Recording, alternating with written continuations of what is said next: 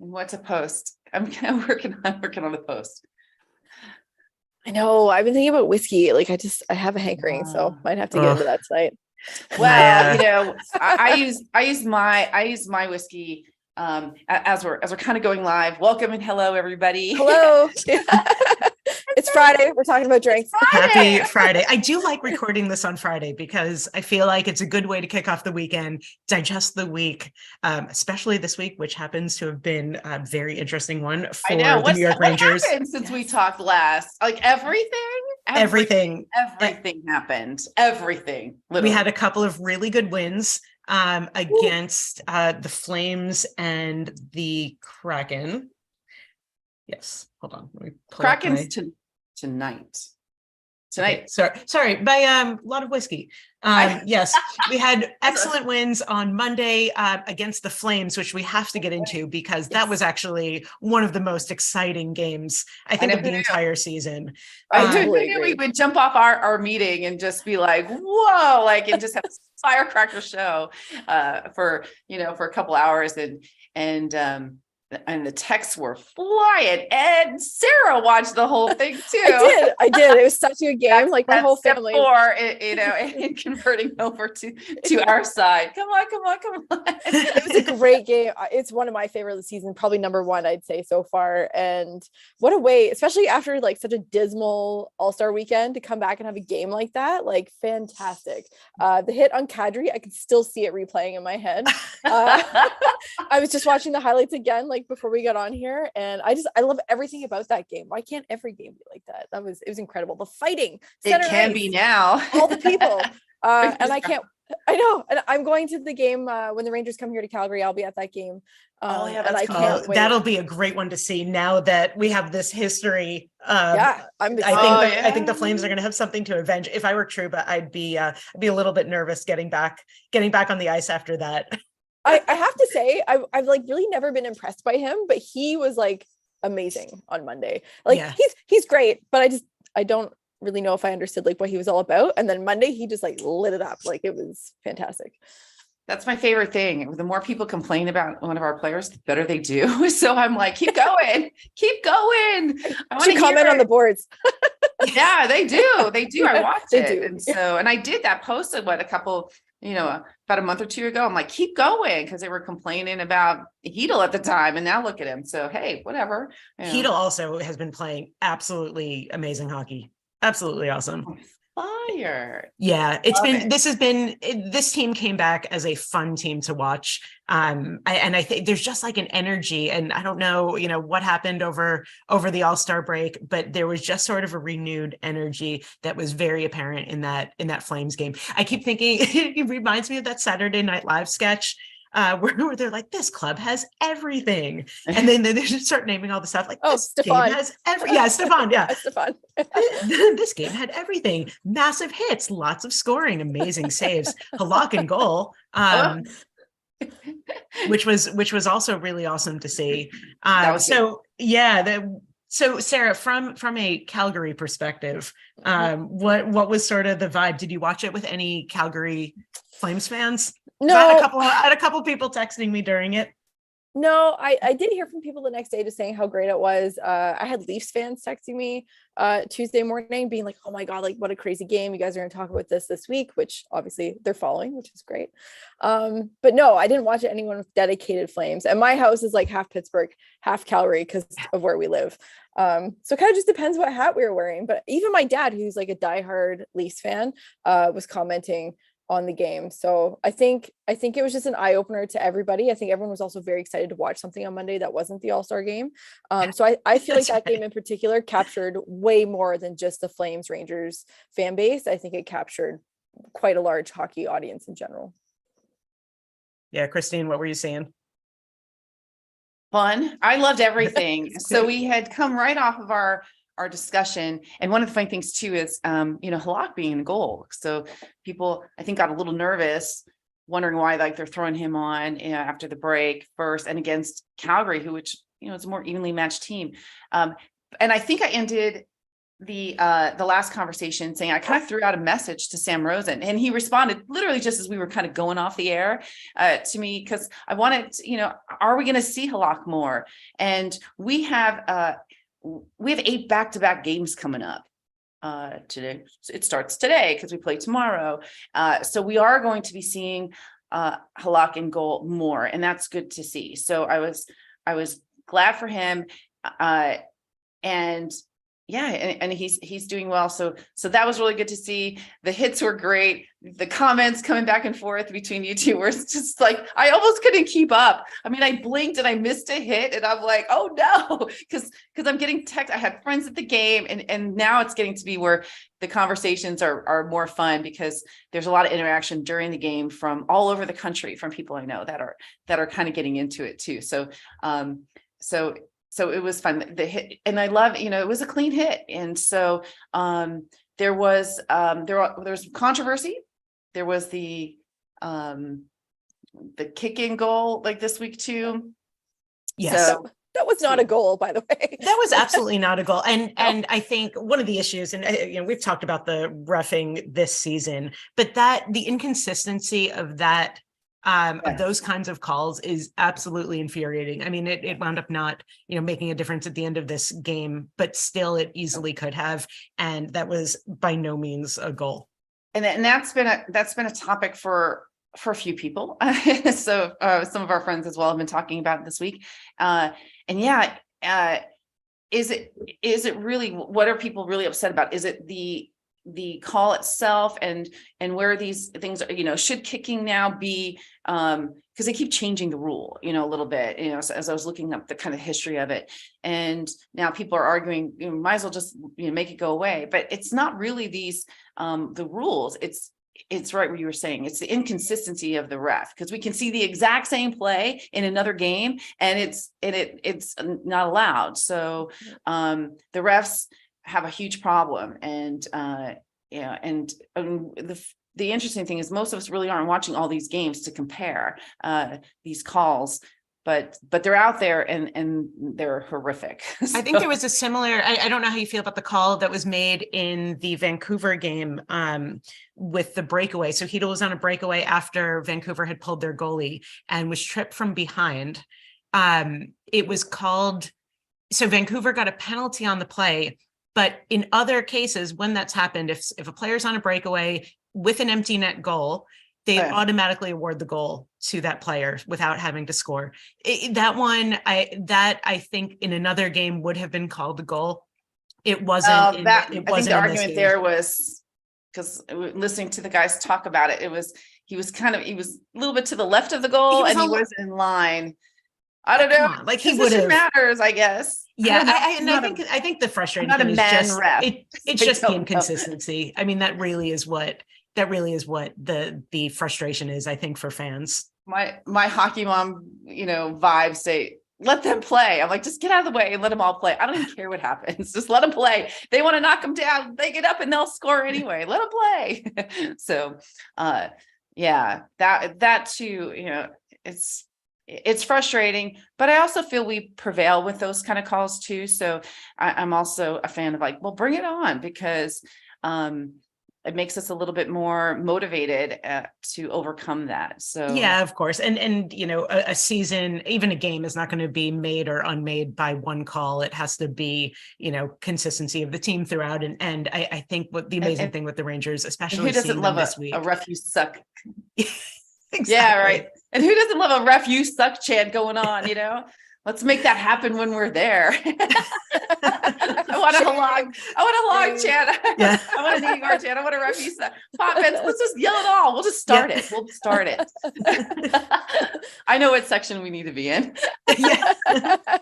And then a couple of other interesting things this week is the trade, which I'm calling bye-bye Blay. Bye-bye Blay. Hey.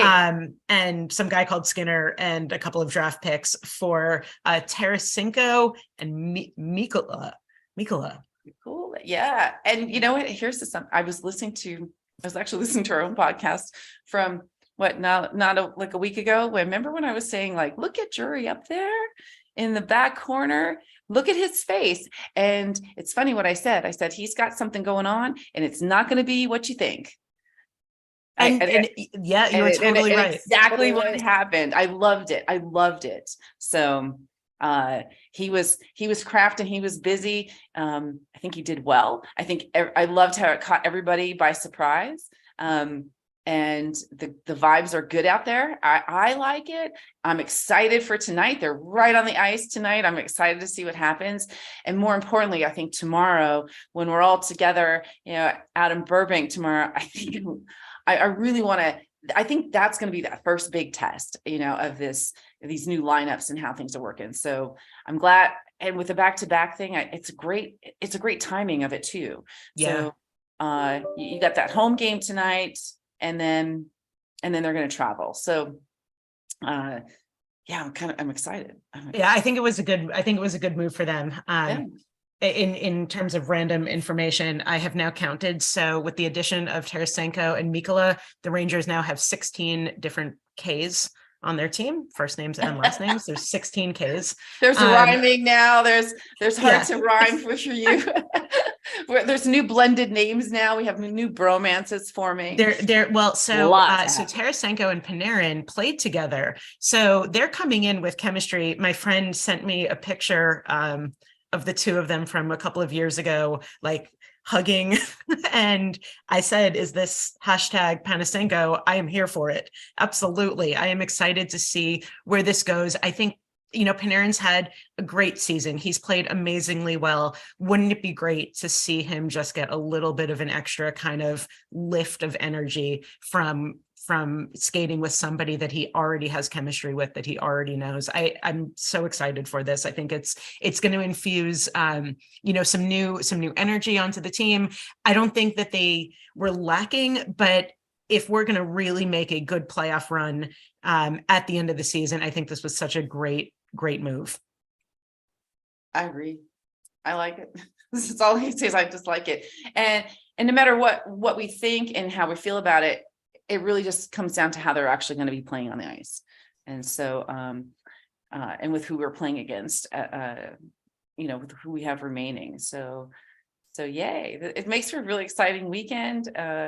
And so let's see what happens tonight against the Kraken. We'll be celebrating. So I think I started off talking about drink pairings. I'm like, I think we're going to go, like, it's a celebratory week. I mean, I've had little kind of ups and downs myself. It's all worth celebrating. So I have a centennial bottle of Grand Marnier. I think I may just break it out for, to celebrate our new, I have some friends that were lost this week, but I have found teammates that are coming in that we can celebrate. And I love the balance and I love the energy. So I'm going to break that out and we're going to kind of celebrate with some acquisition whiskey will be our drink pairing today. So that's acquisition whiskey. I like it. Love that. New acquisition whiskey. So, and I'm, hopefully I want to see, I love our players. So I want to see how Blay and Skinner do as they kind of go forth, onto, other ventures and stuff. And so we usually tend to send off people and they do well. So I do like that. The other interesting thing this week is that it was the anniversary of the letter that was sent out to fans by the New York Rangers, I think in 2016, telling everyone we are going to be investing long-term in the rebuild of this team. Basically saying, please bear with us for the next several years while we do that.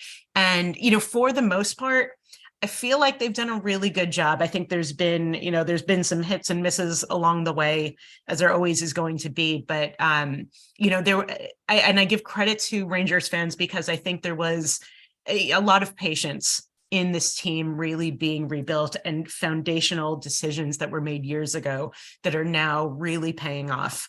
So that it's cool. It's cool to kind of have seen that entire process play out over, the last 7 years that this team has really been strategizing. And, maybe for St. Louis, part of their acquisition of Blay and their investment in some draft picks in the future, maybe that's sort of where they're also leaning toward right now. Because we've talked about it here. It's like the younger guys, like, you know what, no matter how much experience you have, when you're young, you are really fast, you recover faster. And it's nice to have sort of that kind of fresh blood, and it's paying off now. I agree. Yeah. I think I kind of said that before too, where the Rangers were one of the first teams kind of coming off this Vegas Golden Knights whirlwind of a year when they started and started making harsh decisions, which, you know, people, players, fans, and everybody were just upset about. And then that hurts. Then we got hit with those major cuts as a result of that Wilson hit and fiasco too. So that we had like some kind of shocking things that we had to kind of go through. I always wonder how long should a rebuild take, you know, for a team. I only think it should be a year or two to really kind of get, maybe 3, you know, when you're trying to acquire who you really want to build it, and then have them kind of work together. This is why trade dates and frustrate me. I'm glad Jerry did it when he did it too, because I think it just messes everybody up. I mean, the rumors are just going crazy. And by the way, Sarah, you know, I know, I'm seeing Haynes in your area now, so yeah, have fun with see that, it. You know. Yeah, I know. I'm seeing the headlines this morning. Rebuilds. They're talking to Anaheim. I'm like, Anaheim, like, what's Anaheim gonna do? But all right, yeah. Oh, maybe Anaheim, it might be appropriate. They need help. But and just as you're saying with the youth on the Rangers team, and it's clearly working for them. It's a model that I think Toronto has adopted, even though the curse of the playoffs, I think, will always haunt Toronto. But from a team playing perspective and with that youth and longevity, you can see that that's a method and formula that works for them. Pittsburgh had it at one point, and it's been quite a while since they revisited it. They do have young players, but they're not utilizing them in the right way. All I see when I watch the highlights, I mean, I love my team, but they're aging and they're slowing down. They are not what they were. I will cheer for them as long as however long they play this season. They are not going to the cup finals by any means, at least not the way that they look. And that's okay. Learn that lesson. Sometimes you just have to kind of live through it to kind of, understand that it's time to rebuild. I think that's something that's been told to them for so long. I think it's why Jim Rutherford left and went to Vancouver, and that's a whole other dumpster fire. But if you're not investing in your team and making those acquisitions and putting in the work and the time, just like any relationship or model like that, that's what happens. And they're going to be in a really gross place if they don't, invest that time to rebuild their team. How old is Crosby? He was born 87, so he's getting up there. I know. Yeah. And same with Let's do math. Yeah. Malkin too. Like, they've been together a long time. Yeah. Well, that's the thing too. You kind of hit it on the head there. It's like, you can get anybody you want, but if you're not going to play them and put them on the ice and give them the time, if you're going to keep Crosby out there and still, mandate that he gets all the shots. I think I was talking about it earlier, that there was a statistic that kind of went up on the lines that are out there and how much they've been playing. And, our kid line was in third and with half as much time as everybody else. So when you look at things that way, they're doing amazing, to accomplish a third place, scoring percentage with half as much time as Crosby's line, who was way at the bottom, says a lot. So, and I do kind of think so right now it's going to be, it's Islanders Penguins. They're battling it out. They're tied. The Penguins have 5 games on the Islanders, I think right now. It's crazy, the differential. So there is room to kind of catch up and break out of it once the games start evening up. But I think I like that there's just the focus is there and not us. So we'll keep it that way. We just need to stay ahead of the Capitals. Right now, everything's good. So, and I think, again, as we kind of hit this Carolina game tomorrow, I like to kind of close the gap on that. I'm going to be watching that game tomorrow. I'm prepping for Super Bowl, which I know we're going to talk about, but my whole day is food prep. So why not do it with hockey on and enjoy? What's on the menu? Oh, I'm glad you asked. Tomorrow is we're prepping a beef brisket to make chili on Sunday. So that'll be in the smoker. I'm all over the place on my list here. Smoked popcorn and smoked salsa. Steve's got to make more salsa tomorrow. I'm probably gonna have meatballs in the crock pot. I have bacon dip, which is like, I can't wait to make this for you guys. It's amazing. It's bacon with cheese and onion and sour cream and cream cheese, and it's like all melted together. Done. That sounds great. It's so good. And then hold on, I'm missing something pretty key here. I can't remember what I'm missing. Pretzels. Jax will make those. And then there's one Sounds more. like a great party. It's yeah, it's like Christmas for me. There's a lot of food, it's a lot of carbs. I'll be drinking light beer and Caesars. Caesars. And what's the interest? What's the level of interest in the Super Bowl in Canada? Like, do people care? People care. I have a lot of friends that love sports. So in my circle, it's just kind of like a way of life. I have to say out west versus living in Ontario, there's a lot more interest out west. There's a lot of Seattle fans that live over here. Buffalo fans too, if you're an Ontario transplant, there's a lot of that. I know the Bills Mafia fan group is all over the place in Calgary. Yeah, I would say those are the big ones. You see Steelers stuff everywhere, but like, we're like an acquired taste, like a Green Bay Packers fan. It's they're not all over the place. People wearing Raiders stuff here in yeah, LA. Raiders are pretty big too. Have it. A lot of LA Raiders stuff, which I'm sure you guys see versus the Vegas. But yeah, football's big. CFL is also huge here. I'm not a huge CFL fan, but football in itself is a way of life, and league football. So the way that kids play hockey, kids play football in those kinds of leagues out here out west. That is not an Ontario thing by any means. So yeah, definitely a lot more interest. Fun. Yeah. On that Who's gonna note, win on Sunday? I'm still taking the Eagles. I may change my mind, but I'm still taking the Eagles. I think they're a dark horse. At the start of the year, it was Buffalo KC. I would have told you that from day one. Buffalo choked in true Buffalo fashion. I'm so surprised, but I don't know. I don't like Mahomes, so I hope it's Philly. I'm a conspiracy theorist, so I think the Super Bowl is completely scripted. So I'm going to go with Philadelphia because that's a market that's scheduled to win. And I'm going to go with the halftime show because I have no idea. A good show, Rihanna. Yeah, that'll be a great show and a good one to follow last year, because last year's halftime was epic, right? Like Dre, Eminem, 50 Cent, Mary J, Kendrick Lamar. Like that was a fantastic. That was the best. It was the best. And I knew songs. I knew the people. Yeah. I feel like it dated all of us, but it was so awesome to see. And I think there were like tons of young people who were like, who are these people? That's great. And meanwhile, like everyone our age is like, that was amazing. It was amazing. And you guys were there, like LA. Like I'm sure LA was just like a buzz. Like what an amazing halftime.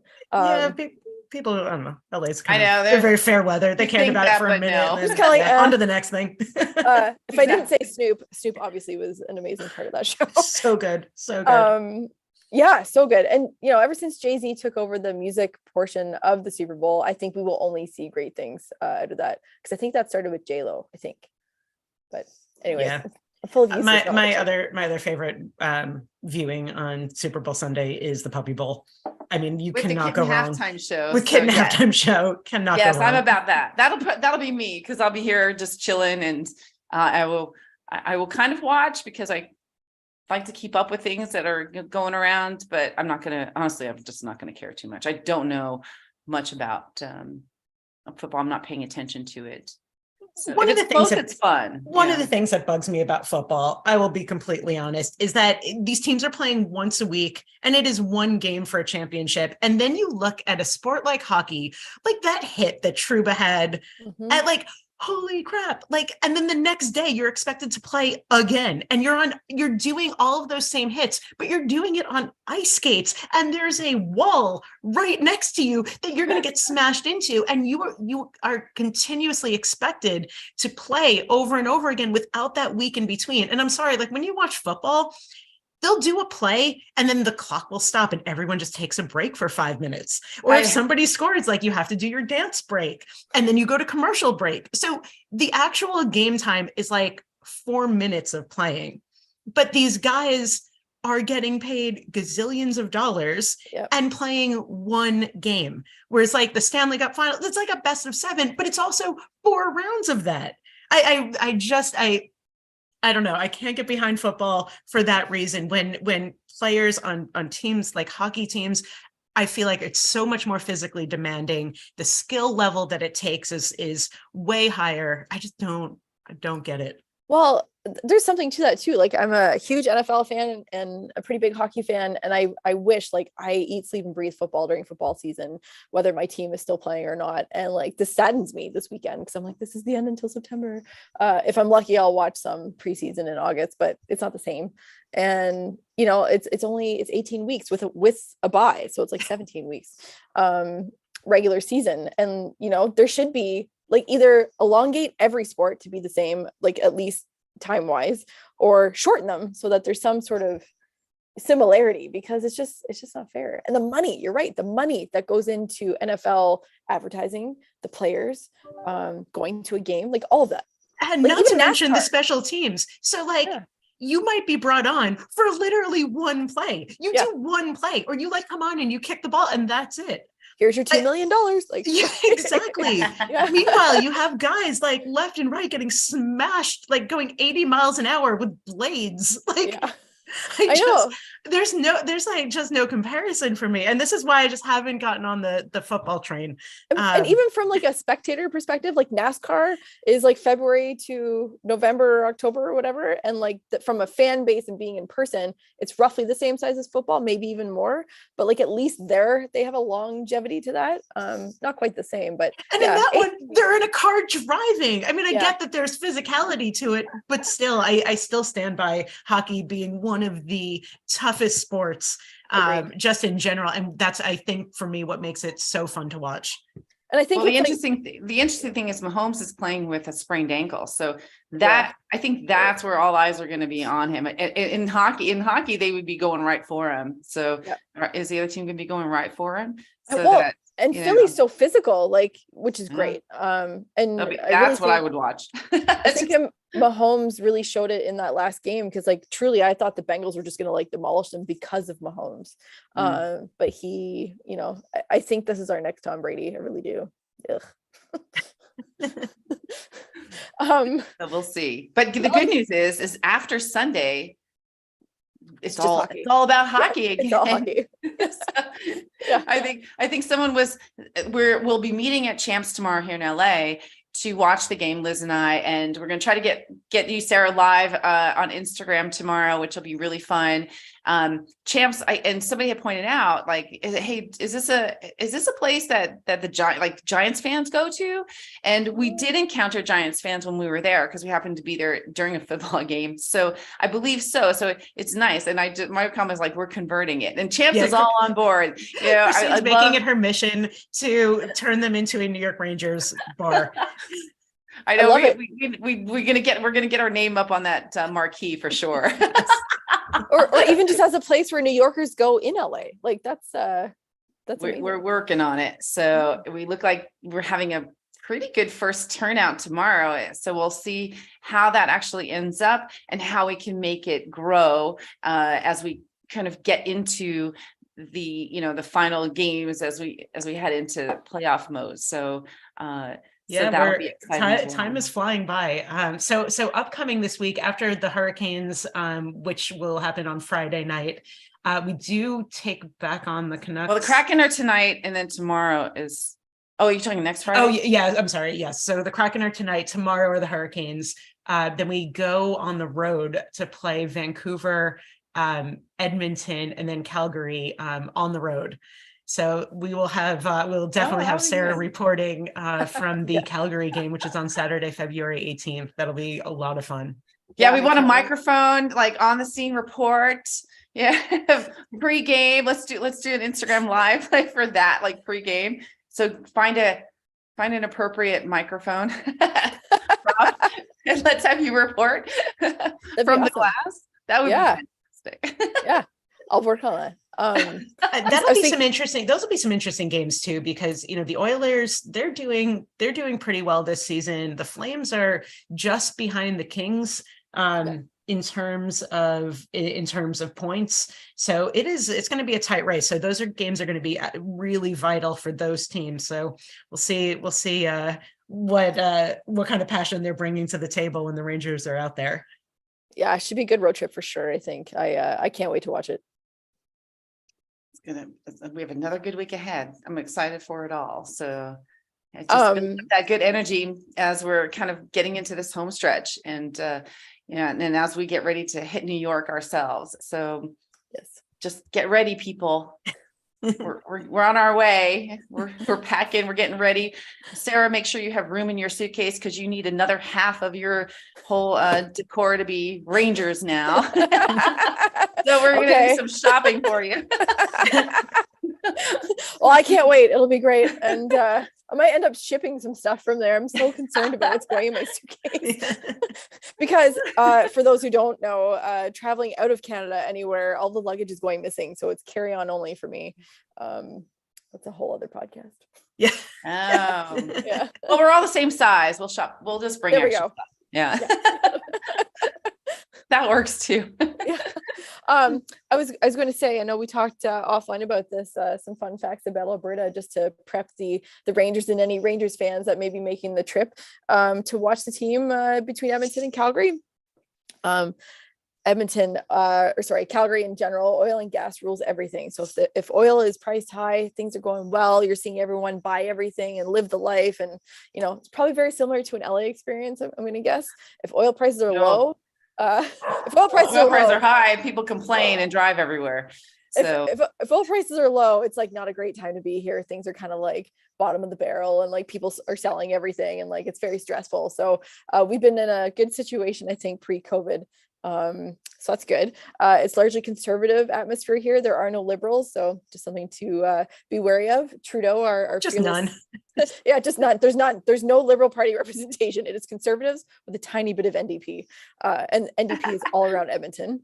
Calgary is a white collar versus Edmonton's blue collar, and you may, upon your travels here, see a lot of F Trudeau stickers around or signs. There's billboards. They are everywhere. Many cars have them on the back of them. Our fearless leader is not loved here at all. He's not an. You guys aren't perfect up there. Like Everyone's so polite and perfect. They hate him. Yeah, I don't know. That's and interesting.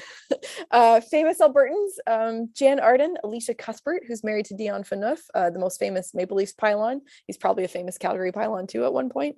Bret Hart, Michael J. Fox, Mark Messier, Mike Comrie, Dylan Dubé, and Laney McDonald. And the Caesar was invented in Calgary. That's my favorite. That makes me happy. Yeah. Try one with whiskey, tequila, or gin, change it up. Oh, no gin. So I have a question for you ladies. Do you know why the Calgary Flames are called the Calgary Flames? I was going to guess it was oil related. So I thought it was too, and that's why I wanted to look it up. This is actually really, really interesting. The Flames have nothing to do with Calgary. The name is from the Atlanta Flames. They're a team that joined the NHL in 1972 and then relocated to Calgary in 1980. And this is super weird. The Atlanta Flames was a Civil War reference to General Sherman's March to the Sea, during which much of the state of Georgia was set ablaze. Whoa. Which is such a weird reference. So the Calgary Flames reference the American Civil War as their team. Because I absolutely thought, I was like, oh, when you see oil fields, like, isn't there always like a flame on top? That is super strange. Does Atlanta still have a hockey team? No, they had the Thrashers, but they are no longer. Interesting. Well, is that maybe that's Seattle made up for that? Maybe, I don't know. Interesting. Fun fact learn something new. And now there's 16 Ks in the New York Rangers roster. And on that note, ladies, have a great weekend. We have a lot of fun stuff in store. Yeah. Oh my Happy gosh, Friday. Let's go Rangers. Let's go Rangers. Yay. Have a great week, guys, and happy Super Bowl weekend. You too. Happy Super Bowl. Yay.